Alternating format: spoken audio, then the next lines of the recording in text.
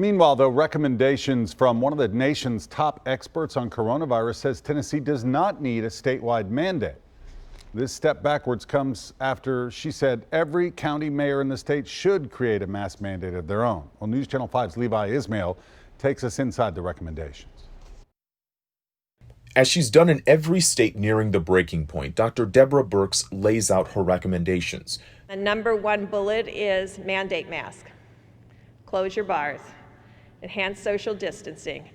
Dr. Birx is a member of the White House Coronavirus Task Force and says, unlike in March, we're seeing a new wave of this virus spreading. This spread, however, is equally across the state, into rural areas, peri-urban areas, small cities, and of course your major metros. The biggest factor, she says, people just aren't wearing masks. Her solution?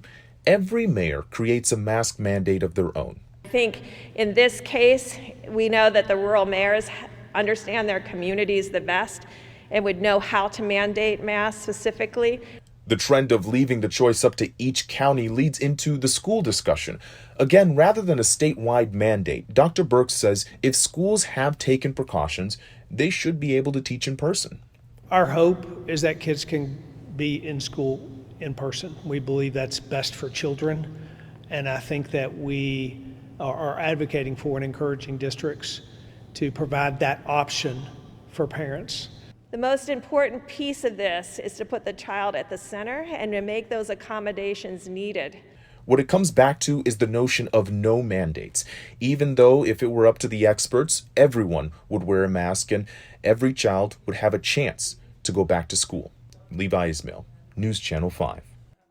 Levi, thanks. Governor Lee will host a press conference tomorrow dedicated to all things for back to school and his plans for the money set aside to help schools reopen. Watch for that at 4 o'clock right here.